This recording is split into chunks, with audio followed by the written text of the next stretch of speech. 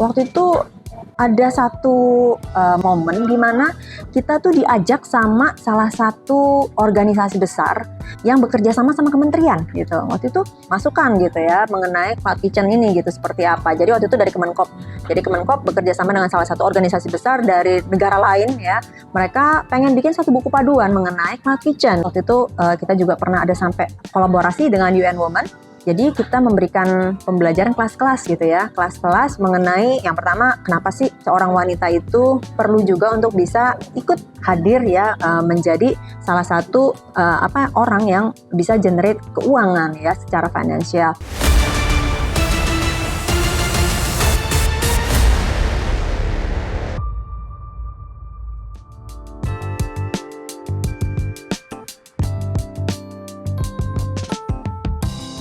Halo semua, saya Holisi, CEO dan founder dari Momwork.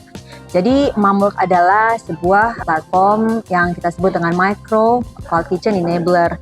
Kami ingin sekali membuat para ibu atau para mom itu bisa berdaya dari rumah mereka lewat kegiatan masak-memasak yang biasa sudah mereka lakukan di rumah. Momwork punya tagline khusus, Educate, Empower, dan Elevate. Jadi kita ingin mengedukasi para mom agar mereka bisa memulai bisnis mereka dari rumah. Kemudian kita ingin empower, yaitu ingin membuat mereka lebih berdaya dari rumah lewat kegiatan bisnis mereka. Diharapkan lewat kegiatan ini mereka bisa meningkat kehidupannya. Karena seperti kita ketahui banyak dari para mom apabila mereka sudah memasuki pada fase hidup di mana mereka menikah gitu ya, punya anak, biasanya susah ya untuk bisa masuk kembali ke dunia korporat. Bagi mereka seperti terkurung ya di dalam satu kegiatan yang mereka sendiri tidak bisa keluar kemana-mana gitu. Saya mulai berpikir gimana ya caranya biar para ibu ini mereka tetap bisa meraih mimpi mereka. Mereka bisa tetap berdaya tapi lewat kegiatan yang biasa memang mereka lakukan sehari-hari di rumah, yaitu memasak. Mulai dari situlah saya mulai membuat satu kegiatan atau platform di mana mereka mulai bisa melakukan kegiatan masak-memasak tapi dalam skup yang lebih baik lagi kita menjadikannya sebagai sebuah bisnis. Momwork itu mulai inisiasinya ya lagi COVID. Nah, karena waktu itu bisnis yang dijalankan itu sempat terhenti ya. Jadi waktu itu sebelum Momwork kita ada satu bisnis lain lagi. Dan waktu itu sepertinya kita mati suri gitu ya. Dibilang hidup enggak, tapi dibilang mati juga enggak gitu. Jadi kita menunggu satu kepastian nih. Apa sih yang harus kita lakukan setelah ini gitu ya. Karena kita nggak pernah tahu tuh ya kapan COVID itu selesai. Jadi ada banyak sekali waktu yang kita punya untuk berpikir. Banyak juga ya ternyata para mom di rumah ya. Yang mereka pasti juga punya permasalahan yang sama seperti saya. Mereka bingung mau ngapain gitu ya, pengen keluar nggak bisa, pengen kerja nggak bisa, mau bisnis apa gitu. Kadang-kadang bingung ya kan, mau kerjaan nggak ada, mau bisnis modalnya nggak ada. Ya bisnisnya juga bisnis apa gitu kan. Jadi waktu itu saya mulai mencoba berpikir keras gimana ya caranya ya biar para ibu yang punya permasalahan seperti saya yang nganggur gitu rasanya ya, nggak ngapa-ngapain, nggak bisa menghasilkan uang juga, biar mereka tuh mulai bisa berbuat sesuatu. Itu saya mulai berpikir kayaknya kalau tiap hari mereka tuh pasti memasak dan mereka juga pasti kemungkinan besarnya mulai dari rumah mereka sendiri, dapur mereka sendiri memasak masakan yang memang biasa lah ya, menggunakan peralatan-peralatan dapur yang mereka punya gitu. Mereka pasti bisa nih. Nah makanya waktu itu kita berpikir bagaimana kalau kita mulai menciptakan Micro Cloud Kitchen Enabler. Jadi kita membuat mereka bisa mulai berkaya dari rumah mereka sendiri.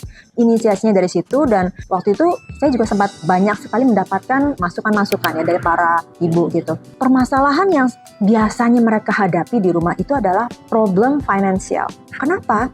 Karena kebanyakan dari mereka itu tidak bisa mendapatkan penghasilan ya.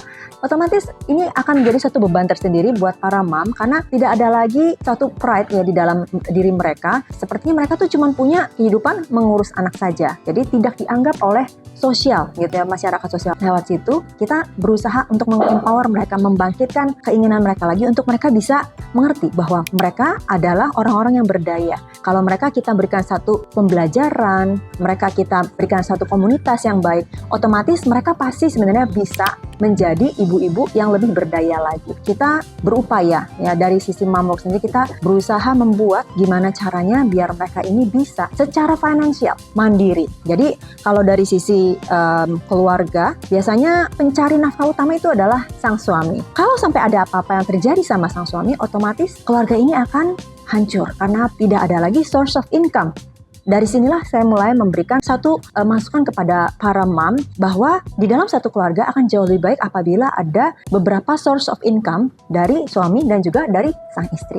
Nah, jadi kita berusaha membuka mindset mereka bahwa mereka sebenarnya bisa melakukan bisnis dari rumah walaupun mungkin belum besar, tapi setidaknya mereka bisa melakukan sesuatu untuk keluarga kecil mereka. Kalau member sebenarnya kita sifatnya lebih ke community gitu ya. Community kita tuh di WhatsApp gitu ya. Nah jadi biasanya kita kalau misalnya ada event-event baru kita undang gitu para mom ini untuk datang, untuk hadir gitu ya, untuk ngadain kegiatan. Nah jadi kita bukannya sifatnya yang seperti kalau ada ya komunitas yang berbayar. Nah kalau kita enggak, di komunitas ini kita sifatnya lebih ke pembelajaran gitu. Banyak banget.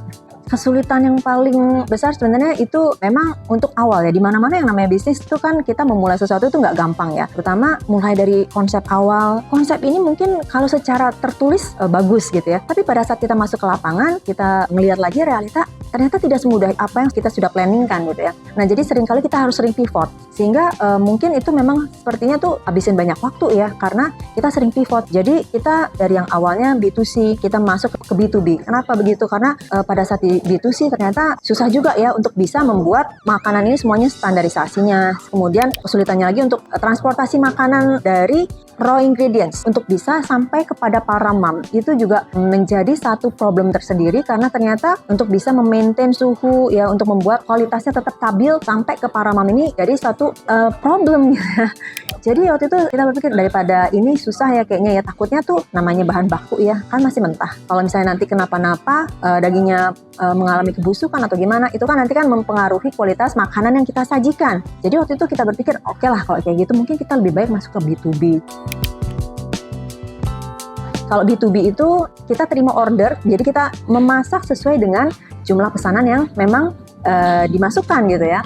Jadi waktu itu kita bilang, oke lah kalau misalnya B2C kayaknya agak-agak rumit, jadi kita coba masuk B2B aja. Jadi para mom ini juga sudah tahu nih jumlah orderannya sekian, dimasak sesuai dengan jumlah orderan. Nah, dari situ kita bisa mereduce problem-problem yang muncul selama perjalanan makanan itu, gitu dari awal sampai ke akhirnya gitu. Ya, karena yang namanya bisnis kan kita harus tetap profit ya. Walau bagaimanapun kita nggak bisa cuman mengandalkan traffic, tapi kita harus juga bisa mengenerate revenues dan juga profit gitu. Karena kalau kita cuman sampai sebatas generate traffic tanpa adanya revenue ataupun profit, lama-lama kita nanti akan, kalau mobil tuh habis bahan bakar ya. Nah, jadi kita berharap kita bisa generate more profit dan kita bisa meminimalisir jumlah pengeluaran gitu. Jadi bagaimana bisa meminimal pengeluaran dan meningkatkan revenue kita. Itu sih PR-nya sebenarnya ya. Jadi mungkin kalau bagi orang-orang kelihatannya sepertinya gampang ya. Bisnis kamu tuh kelihatannya gampang loh gitu ya. Tapi sebenarnya nggak seperti itu loh gitu. Nanti kalau kamu udah nyemplung masuk baru kelihatan tuh gitu ya. Ada perintilan-perintilannya yang aduh ternyata ada ya masalah-masalah ini gitu.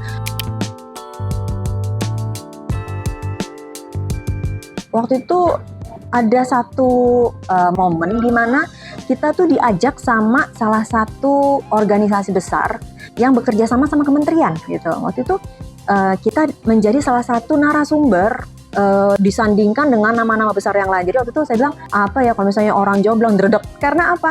Karena saya disandingkan dengan sebagai narasumber dengan brand-brand besar lainnya nih yang saya bilang aduh ini kayaknya kayak semut sama gajah gitu. Tapi saya senang juga, saya bahagia karena waktu itu kita bisa memberikan satu masukan gitu ya mengenai cloud kitchen ini gitu seperti apa. Jadi waktu itu dari Kemenkop. Jadi Kemenkop bekerja sama dengan salah satu organisasi besar dari negara lain ya. Mereka pengen bikin satu buku paduan mengenai cloud kitchen. Nah, karena itu makanya kita diminta memberikan masukan cloud kitchen itu seperti apa, kemudian flow-nya seperti apa. Nah, jadi itu merupakan salah satu achievement ya. Karena kalau misalnya bagi saya susah ya untuk bisa menjadi seorang narasumber yang dianggap kompeten gitu.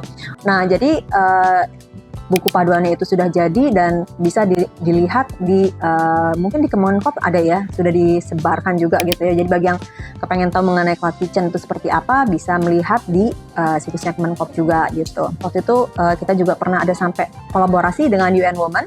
Jadi kita memberikan pembelajaran kelas-kelas gitu ya, kelas-kelas mengenai yang pertama, kenapa sih seorang wanita itu perlu juga untuk bisa ikut hadir ya, menjadi salah satu orang yang bisa generate keuangan ya secara finansial. Nah kemudian kelasnya itu mungkin sebenarnya simple ya, mengenai kelas financial. Gimana sih caranya untuk mengelola pada saat kita sudah mendapatkan uang nih, uangnya kita masukkan ke sebelah mana nih, antara ke rekening pribadi atau ke rekening bisnis. Nah itu kan juga harus dipisah, karena kalau enggak kelihatannya untung tapi kita nggak ngitung ternyata profitnya itu cuma segini atau profitnya bisa segini gitu ya.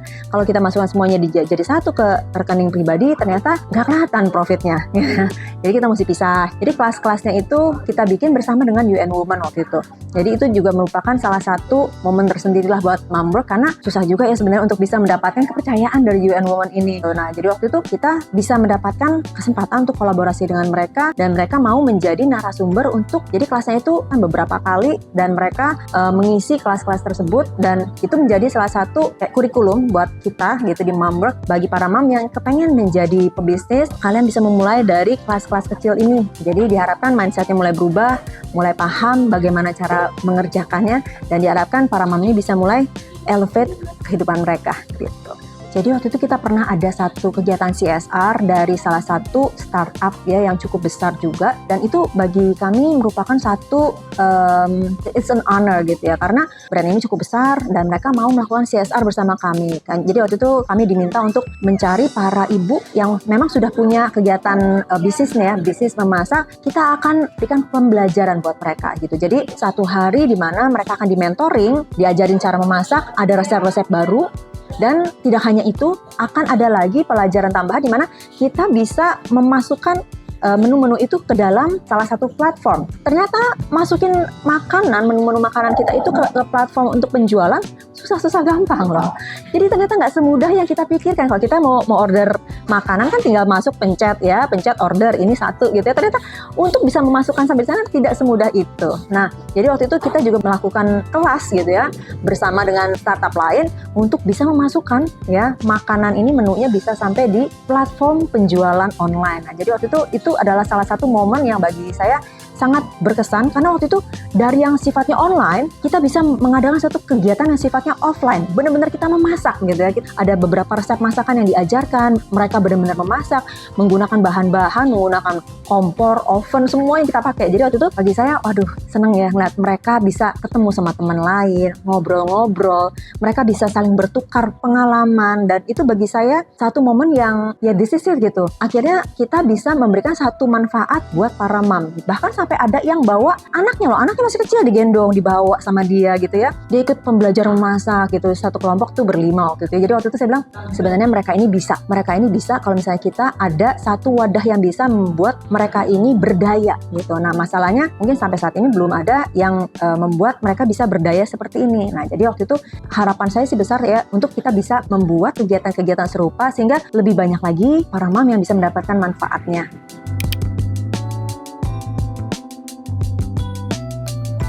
Yang pertama itu mungkin jangan pernah kehilangan mimpi kalian, karena banyak dari para mom itu mungkin setelah menikah punya anak lupa sama mimpinya sendiri gitu ya. Jadi sibuk dengan keseharian mereka, ngurus anak, ngurus suami, ngurus keluarga. Mereka lupa bahwa ternyata diri mereka sebagai seorang, kalau saya nih sebagai seorang holis, saya juga masih punya impian, saya masih punya mimpi.